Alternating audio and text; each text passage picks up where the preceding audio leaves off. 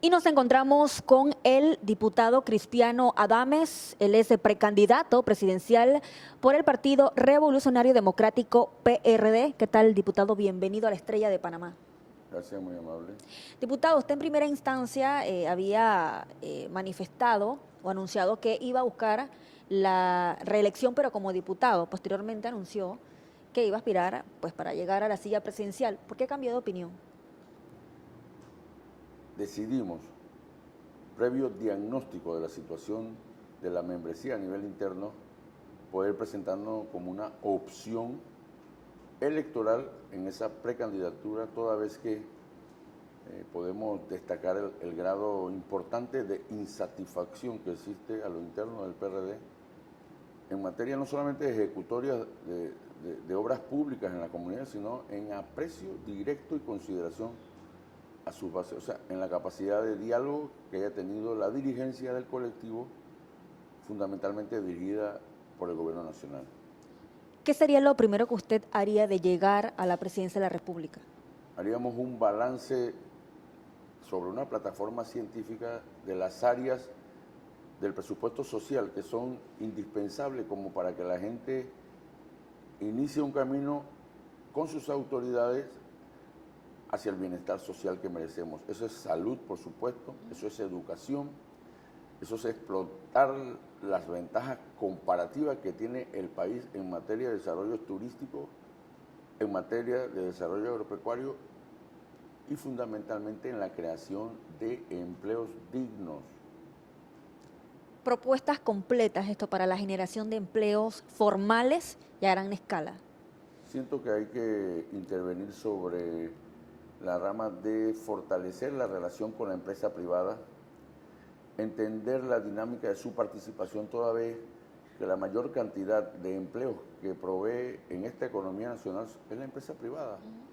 Entonces la empresa privada tiene algunas aprensiones y tiene algunos retos y algunas expectativas que a mi juicio deben ser prudentemente consideradas, amén de lo que el gobierno debería desarrollar ya en materia de desarrollo de infraestructuras, muchas de las cuales están aún en una condición jurídica de impas o de stand-by, como se dice en el buen jergo panameño, como el hospital de Metetí, la construcción del hospital oncológico, la construcción del hospital, la terminación del hospital de Bugaba y otras materias que el Metrorriel de San Miguelito. O sea, hay situaciones que el gobierno debería profusamente invertir porque no solamente tienen un impacto social en sus comunidades transformando su vida, sino que también pudieran dentro de un margen de tiempo producir la cantidad de empleos que requiere su ciudadanía, ante todos los jóvenes.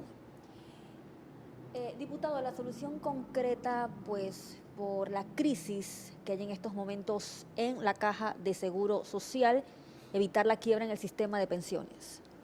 Primeramente, hay que inmediatamente convocar la reanudación de un diálogo tripartita entre la clase obrera, CONATO, la empresa privada y el sector ejecutivo.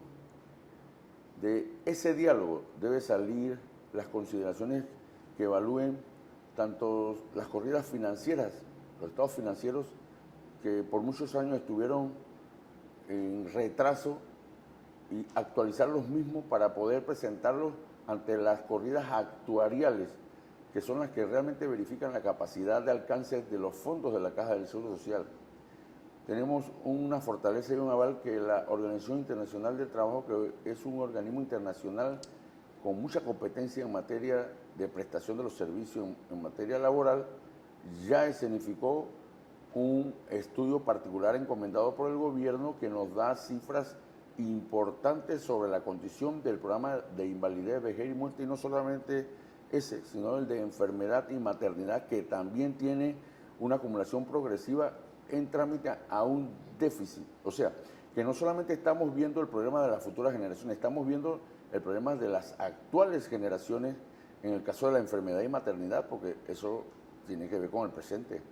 Creo que esa disponibilidad la tiene el CONATO, la tiene la empresa privada, y es un caso y es un tema sensitivo, pero que necesariamente tiene que abordarse porque plantea de igual forma el concepto de bienestar social que debe tener cualquier pueblo. ¿Cómo frenaría usted la infiltración del narcotráfico en la política? Bueno, el narcotráfico es un flagelo que interviene de manera integral sobre la sociedad. No es un fenómeno aislado o exclusivo hacia algún sector. Por eso que creo que las legislaciones tendientes a acercarle la capacidad financiera, la capacidad operativa del crimen organizado, expresado en múltiples variantes, porque el crimen organizado no solamente lo tiene la clase política, puede tenerlo también la empresa privada, donde muchos se prestan para tal situación. Yo creo que condicionar y fortalecer la legislación actual con temas puntuales sobre la justificación de los bienes que algunos poseen, de la capacidad financiera que manejan, sería una forma de diagnosticar las garras del crimen organizado conjuntamente con organismos internacionales que velan por ese propósito. Porque el crimen organizado no solamente está en la droga, está también en el terrorismo, está también en la trata de blancas, está también en el tráfico internacional de drogas, en los homicidios encargados, por encargos, y otras situaciones que nosotros pensásemos no son exactamente el crimen organizado. Así que eso coartaría la posibilidad de intervención en la política y en la vida civil de este país. ¿Cómo pretende usted prevenir la corrupción en el equipo, en sus subalternos, en su gobierno? La corrupción es un fenómeno intrínseco a la naturaleza humana, pero que tiene el control que le da la tecnología y que le da el conocimiento de los procesos. Cuando tú tienes unos procesos absolutamente digitalizados, es muy difícil que en el caso de una farmacia privada con esos procesos digitalizados y de avance pueda haber un robo de arriera, porque cada uno de los inventarios que allí se provee tiene una localización, igual en el Estado. Yo creo que la conducta del paloteo y de las condiciones y mecanismos de trabajo empíricos van dirigidos a establecer la fortaleza de las mafias institucionales que se ven en los distintos campos de la ejecución pública. Yo creo que eso, la rendición de cuentas y el castigo pertinente a quienes incurran en procesos que violenten la seguridad ciudadana debe ser una conducta ejemplar. Yo creo que los tiempos, como dicen, cambian y hoy los tiempos están en esa medida de rendición de cuentas con referencia a lo que es la corrupción. Aparte, la corrupción es un fenómeno que debilita la capacidad de infraestructura de las mismas obras, porque al interponer un sobrecosto, entonces esa obra no puede ser condicionada a las verdaderas realidades de lo que debe expresar la misma, porque ya tuvo que diferir un pago ilícito a alguna persona o a algún grupo. Eso pudiera también poner en seguridad práctica a los ciudadanos que tengan que velar, en el caso particular, por su vida en esas infraestructuras. ¿Cómo bregaría usted con el llamado poder económico de usted llegar a la presidencia de la República para no quedar como una especie de títere, como normalmente pues se señala a los presidentes? Yo pienso que el conocimiento es capacidad y la claridad también lo es. Los intereses económicos siempre van a estar, aquí en China, en Mongolia, en Rusia, en Francia. Esos intereses, si van de la mano del determinismo por un estado de crecimiento y de desarrollo que tenga viabilidad en la distribución de los recursos, entonces esos son intereses económicos positivos. O sea que los intereses económicos per se no son malos, serán los negativos los que son malos, los que incurren en actividades de fin lucro, solo lucro, cuando no debe ser de esa forma, porque los intereses económicos son las capacidades financieras que pueda que tenga una región o que pueda que tenga un país. si van de la mano con los propósitos del bienestar social, yo siento que deben ser acomodados desde el punto de vista de las condiciones, que nadie sienta que hay la prevalecencia hacia un sector particular y que haya transparencia en la contratación pública, que ninguna obra se atrase porque no se busca un rédito particular o no se encuentra un rédito particular. Las recientes destituciones que se han estado dando en los cuadros suyos, miembros del partido que lo apoyan, ¿qué puede decir sobre eso? ¿Es una reestructuración, crisis o es un pase de factura? Digo, es una reestructuración de la mente de personas que no entienden el origen del Partido Revolucionario Democrático. Una, porque no lo conocen, otra, porque no le interesa, o las dos cosas a la vez. Porque este partido es un partido de inclusión, de incorporación, policlasista. Es un partido que, siendo policlasista, paradójicamente tiende a ser unitario.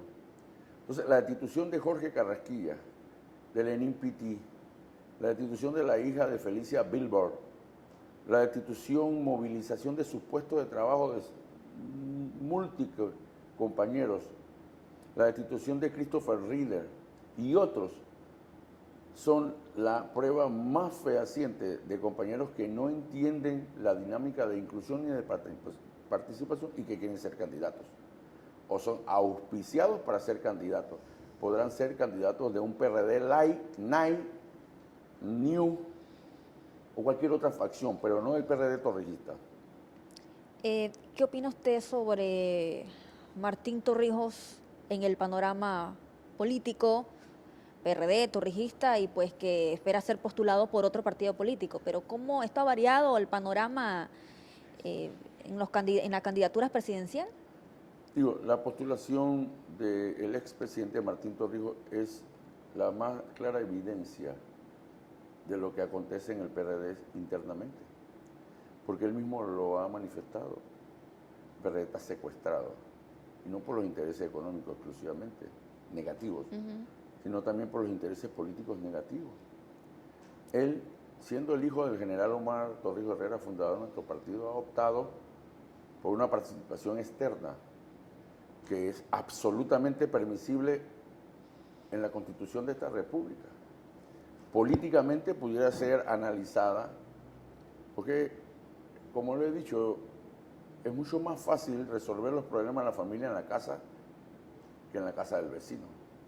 En la casa del vecino por lo menos va a tener que hablar por teléfono o gritar.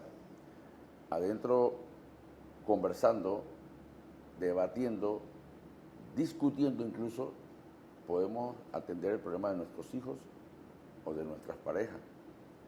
Segundo, tendríamos que conocer muy bien el plan bajo el cual su plataforma y su asidero político es un partido cuya historia no es muy aceptada por el PRD desde el punto de vista ideológico como la democracia cristiana, y que tiene 17.000 Volkswagen, 17.000 inscritos, y que un partido de 730.000 tenga que emigrar anti-ósmosis, porque la ósmosis es para atrás, hacia un partido pequeño. Si usted llegara a lograr ser el abanderado presidencial del PRD para las elecciones 2024, ¿usted estaría dispuesto a hacer una alianza con Martín Torrijos o con otro PRDista, en este caso Zulay Rodríguez, que está por la libre postulación?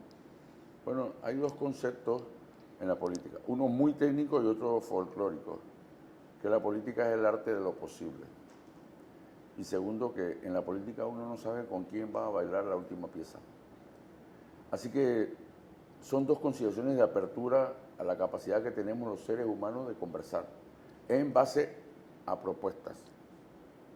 Con otros partidos políticos, Cambio Democrático, el Partido Panameñista, bueno, el Partido Panameñista históricamente es algo que no se concilia. No, exacto, con el PRD, pero, o el partido de RM de Ricardo Martinelli, no sé, ¿ha pensado pues en algún momento alianza con esos partidos políticos de oposición? Cuando el expresidente Martín Torrijos estableció una alianza con la democracia cristiana, y yo recordaba a Ricardo Arias Calderón, que por cierto fue un gran intelectual de este país, yo pensaba que estaba viendo una novela de ficción de Netflix, Y era verdad.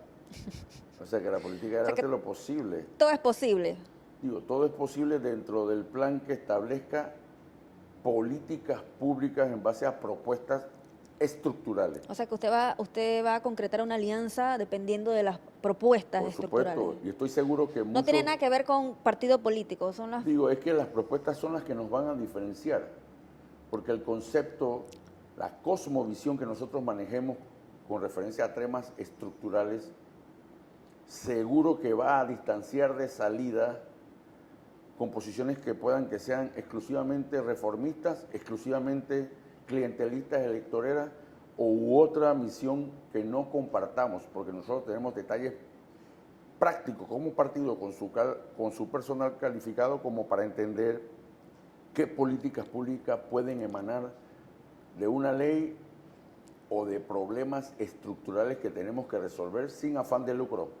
El diputado Raúl Pineda manifestó que él es amigo suyo, son colegas, compañeros, pero que el partido necesita a un líder joven, refiriéndose a el también precandidato José Gabriel Carrizo. ¿Qué opinión se le merece?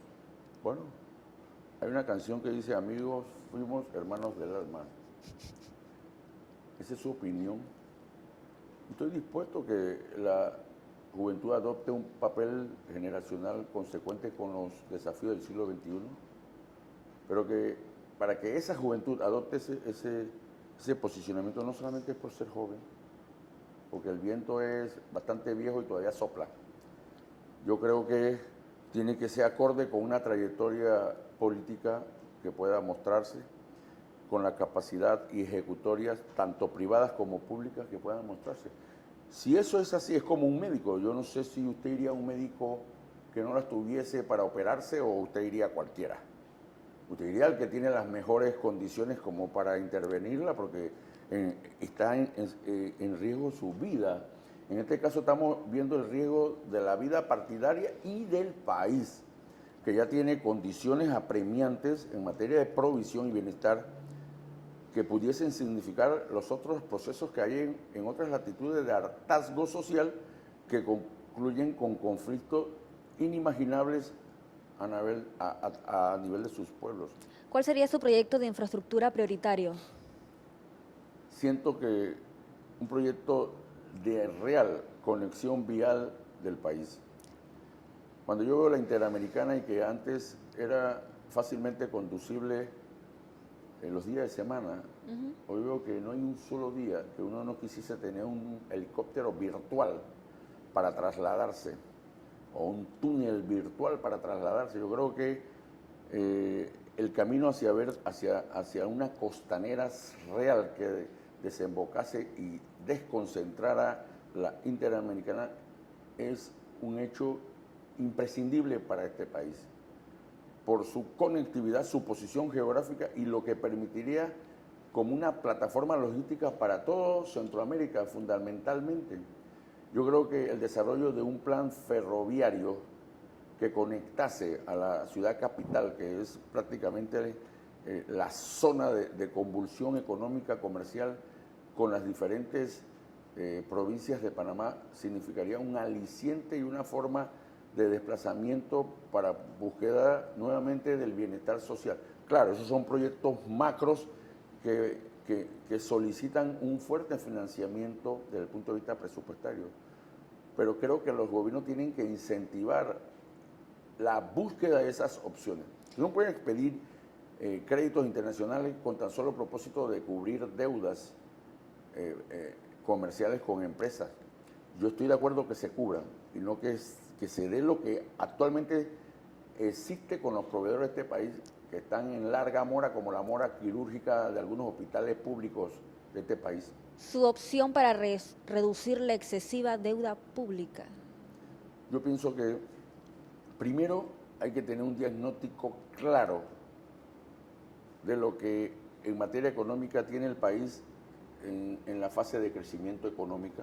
Creo que el Banco Mundial expresó que este país en los próximos años ha de crecer en un 5.8%, que es envidiable para la región, envidiable incluso para Canadá y Estados Unidos.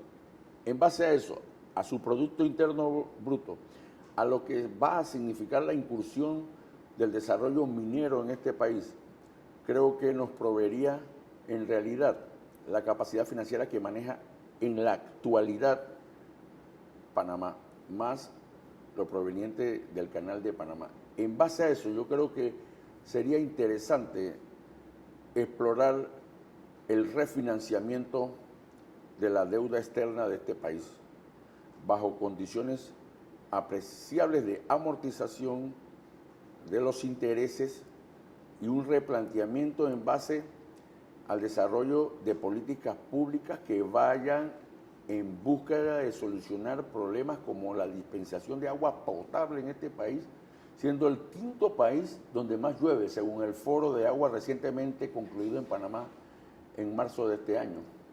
Una de las problemáticas, no solamente de Panamá Oeste, de Azuero u de otra región, aquí mismo, en el área este, en el área centro, en el área norte, en todas cosas. Eso es inadmisible que no se inviertan todos los recursos disponibles para que la población tenga el vital líquido, toda vez que es un elemento sin duda de satisfacción y de salud pública. Diputado, para culminar, ¿usted apoyaría una ley que permita el matrimonio entre parejas del mismo sexo? Bueno, yo creo que la Corte Suprema de Justicia ya expresó una consideración, siendo la entidad de máxima jerarquía judicial en este país. Particularmente tengo una apreciación muy mía de que debe ser y obedece a la unión de un hombre y una mujer. Por situaciones culturales muy particulares de apreciación, reconozco los conceptos civiles que ellos pudieran manejar en materia de herencias, de posesión de bienes y otras situaciones que pudiesen realmente desarrollar su actividad, o sea, en la esfera civil. Pero con referencia a una unificación en lo que es el concepto de matrimonio y no por conciliaciones simplemente religiosas, no estoy de acuerdo.